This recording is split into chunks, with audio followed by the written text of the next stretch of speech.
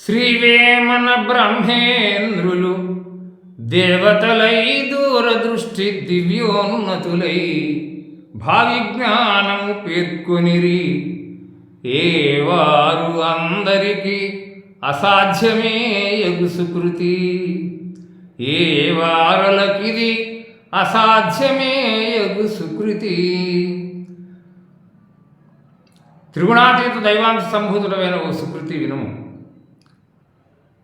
ఈ విశ్వంలో శ్రీ శ్రీ శ్రీ సద్గురు కవీశ్వరులు, సద్గురులు, పరమయోగీశ్వరులు, స్వతసిద్ధ పరబ్రహ్మ స్వరూపులు శ్రీ యోగి వేమన గారు, శ్రీ వీరబ్రహ్మేంద్ర స్వాముల వారు, వీరిరువులను ఆది మధ్యాంతరహితులు, అఖిలాండ కోటి బ్రహ్మాండ నాయకుడు, అవాంగ్మానస గోచరుడు, త్రికాల జ్ఞానులై జరిగినది, జరుగుతున్నది, జరిగెడున్నది సత్యము, శివము, సుందరము, సుస్వరూప కేవల పరబ్రహ్మ పరమాత్మను అస్థి, భాతి, ప్రియాత్మకంగా నిర్వచించి ఈ నామరూపాత్మక మాయానాటక జగత్తును లేనిదిగాను, అసలు ఉనికి లేనిదిగాను ప్రతిపాదించి ఖండించి శాశ్వతానంద రసప్రసార అచల పరిపూర్ణ పరబ్రహ్మ ధర్మోపదేశం సశాస్త్రీయముగా, సులభంగా, ఆచారమునకు అనువుగా, శ్రవణ పేయముగా, భక్తాళికి అగ్గలముగా, సుమధురంగా, సందేహరహితంగా,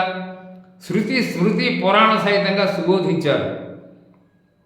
ఇట్లు నీతి, ధర్మము, కర్మ, భక్తి, జ్ఞాన, యోగము, వైరాగ్యము ఇత్యాది ప్రతిపాదకంగా సాంఖ్య, తారక, అమనస్క, అచల పరిపూర్ణ అద్వైతామృత భావపరంగా సుబోధకంగా స్వస్వరూపాత్మను సంధానం, అనుసంధానము, ఆత్మసాక్షాత్కారము, తను తాను తెలుసుకోవడం, రహస్యాతి రహస్యమును అయిన బ్రహ్మ విద్యను ప్రబోధించుటకు అవతార పురుషులకు తప్ప ధర్మేతరులకు చేతగాని పని.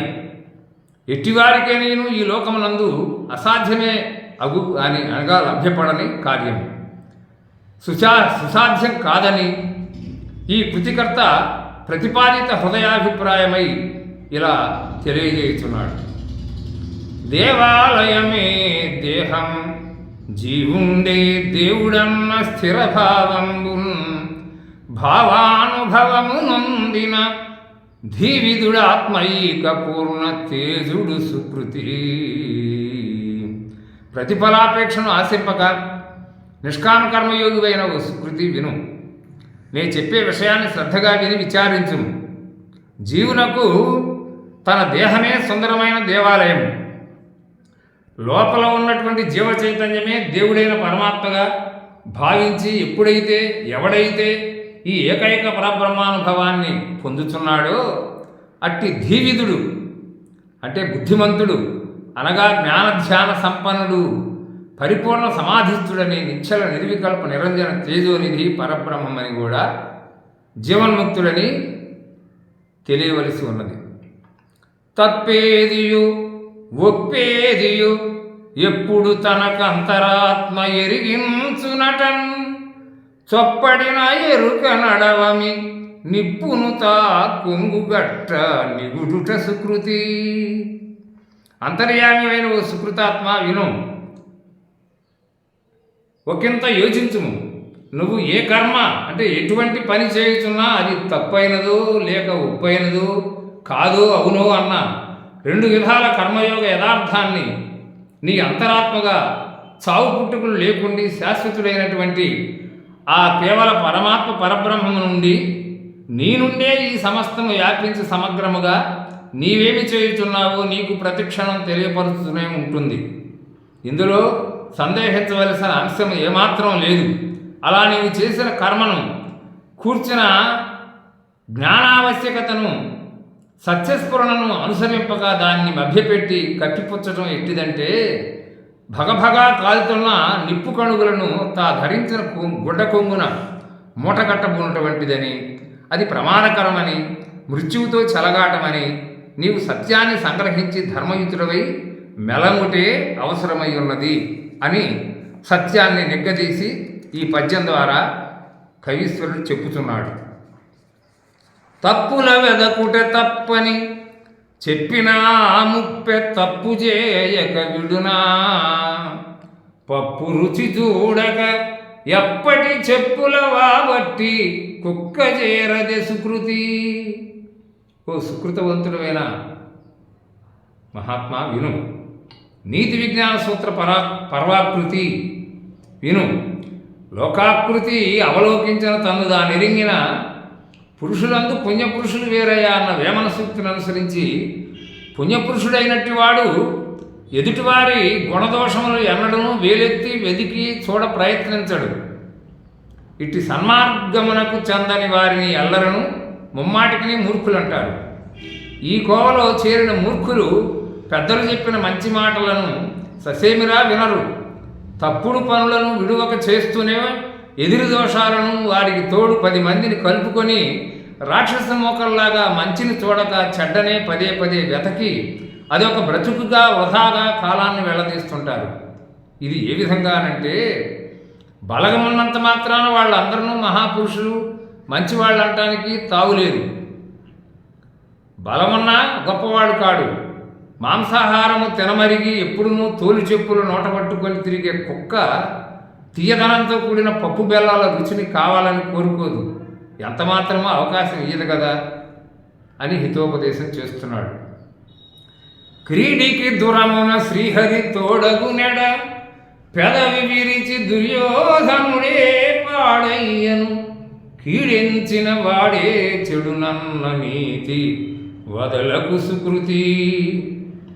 ఓ సుకృతాత్మ, ఈ భారత సంగ్రామ రంగంలో శ్రీకృష్ణ భగవానుడు చెరికాడైన అర్జునునకు తోడై ఉన్నాడు. పాండవ పక్షాన నిలిచి ధర్మాన్ని సంరక్షించుటకై అన్ని విధాలా భగవానుడు ప్రయత్నించగా అప్పుడు రారాజైనటువంటి దుర్యోధనుడు వాళ్ళ వీర విక్రమ ధర్మాన్ని శంకించి లెక్క చేయకుండా సమూలంగా వంశనాశనం కావించబడి పతనమయ్యాడు. అందుకు ఈ లోకమున చెరపుకురా చెడిదవు అన్న నీతికి ఎన్నటికి విడరాదని సదా గుర్తుంచుకొని మెలగుటచే నేర్వలనని నీతి. నే పుట్టక పూర్వంబును నే పుట్టిన వర్తమాన నిమిషమునందున్ నే బోబుదు ఆ మీదట కాబోదే మార్పు సృష్టికర్తకు సుకృతి. ఓ సుకృతి విను. ఈ జనన జరావ్యాధి మృత్యుభయరహితుడవును మరి నిర్వికార నిరంజన నిర్మోహ నిర్లిప్తుడు అయిన ఓ సుందర సుహృదయ సుభూజిత సుకృతాత్మ విను.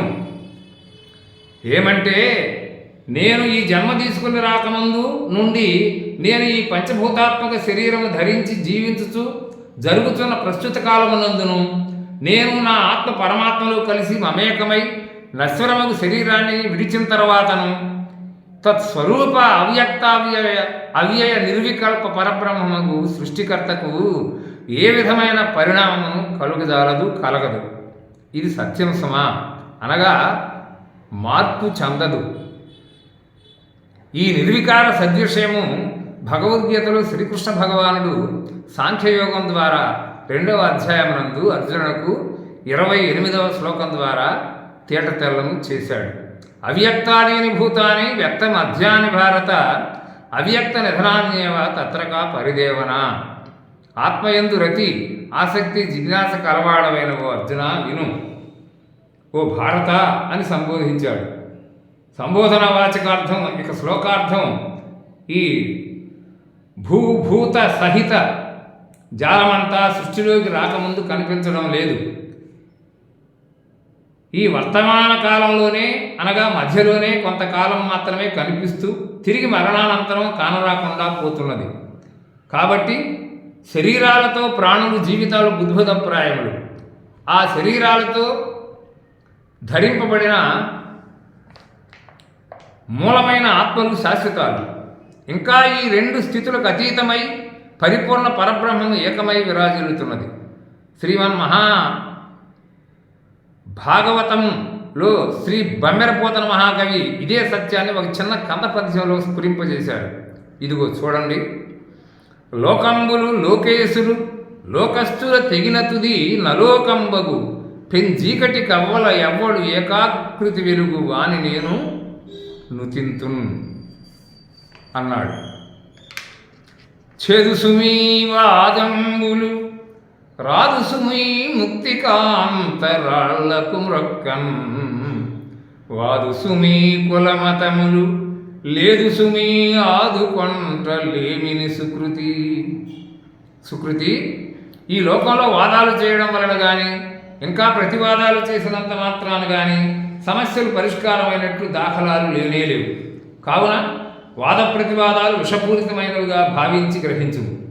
ఇట్లే రాళ్లను శిల్పుల చేత అత్యంత సుందర విగ్రహములుగా చెక్కించి తీర్చి గుళ్ళల్లో నిలిపి ప్రతిష్టలు గావించి మృక్కులు ఎన్నో మృక్కి చెల్లించిన మాత్రాన అభీష్టములు తీరేవి కావు, మోక్షమును సిద్ధింపదు.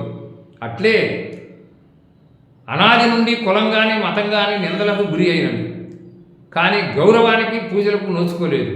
ఈ నా మాటలు సత్యము.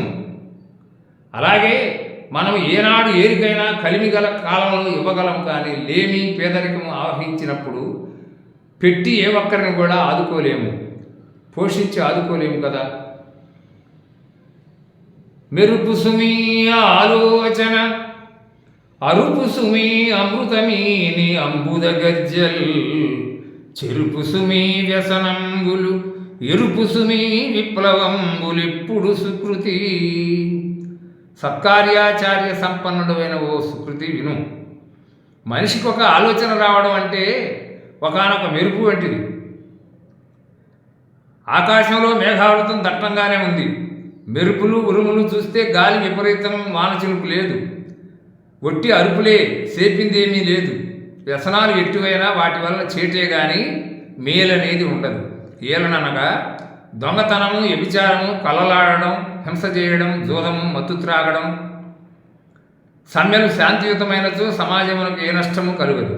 సమ్మెలు అధిక శాతం హానికరమై ప్రమాదకరమై ఆర్థిక పరంగాను వస్తుపరంగాను మిక్కిలి నష్టాన్ని కలిగించినవియే అయ్యున్నవి. కావున ఇవి చట్టపరంగా నిషేధించబడినవి. పుణ్యము పురుషార్థంబునకెన్నగరానట్టిదెల్ల హేయంబై నీ కన్నిట వెతలిడు వెదకుమా తిన్నని జ్ఞానమ్యుడు గురుదేవుని సుకృతి. పుణ్యము పురుషార్థంబునకెన్నగరానట్టిదెల్ల హేయంబై నీ కన్నిట వెతలిడు వెదకుమా తిన్నని జ్ఞానమ్యుడు గురుదేవుని సుకృతి. ఇహపరాలను సాధించుకొనడం కోసం మహోన్నతమైన మానవ జన్మను ధరించిన ఓ సుకృతి, శ్రద్ధతో విను. పూర్వజన్మ పుణ్యఫలము వలనే ఈ శరీరం ఆద్యం ఖలు ధర్మసాధనం అన్న వేదోక్తి సిద్ధించుతున్నది. పుణ్యఫలము లేకున్నా సిద్ధించదు. కానీ ఇట్టి పుణ్యమును క్షీణే పుణ్యే మర్త్యలోకం విశంతి అని కూడా భగవద్గీతాచార్యుడు భగవద్గీతలో పుణ్యం భోగం చేత నశించి మర్త్యలోకాన్ని పుట్టవలసిందేనన్నారు. కావున పుణ్యాన్ని యోగమునకై వినియోగపెట్టమని అంతఃసూచన. జీవుడు దేవునితో ఏకం కావడమే యోగం. అప్పుడే ఆ యోగ సాధకుడు జన్మకర్మలు లేనివాడు అవుతాడు. అట్టి పురుషార్థమని పద్యంలో సూచన. ఇది ఇట్టి ఇహపర సాధన పరమార్థానికి పనికిరాని ఏ గొప్ప విషయమైనా వాటి వలన సంసార భయం తప్పదు. అందువలన ఈ సంసార సాగరం నుండి తరింపజేయు నావికుని అనగా జ్ఞాన పరిపూర్ణ గురువుని త్రిగుణాతీతుని అన్వేషణ కావించుము. ఈ అవకాశం మానవ జన్మకు తప్ప మరొక జీవరాశికి లేదు. కావున మేలుకో అని పద్యకర్త సద్గురు బ్రహ్మర్షి శ్రీ శ్రీ కవీశ్వరానంద స్వామి శుభకామన తెలియజేస్తున్నాడు. జన్మంబులలో మానవ జన్మం ఉత్కృష్టమన్న సంగతి నిరుగున్ జన్మింపడు జన్మంబే జన్మంబులలోన వలయు జాగ్రత్త సుకృతి. మనుజ శ్రేష్ఠుడైన ఓ సుకృతి ఆకర్ణించు.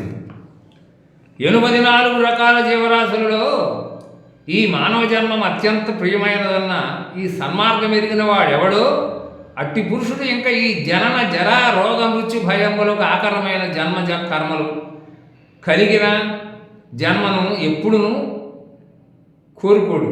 సద్గురు సేవ ద్వారా జాగ్రత్తను వహించుచు రహితం చేసుకొనదలంచి నరునిగా జన్మించవలగనే కానీ ఎవరునూ ఇది పదే పదే కోరుకొనరా రాదు అని సూచన. వలయునదే సహకారము వలయునదే పరోపకార వర్తనము సుమీ వలయునదే విశ్వాసము వలయునదే శాంతి ధీరవరులకు సుకృతి.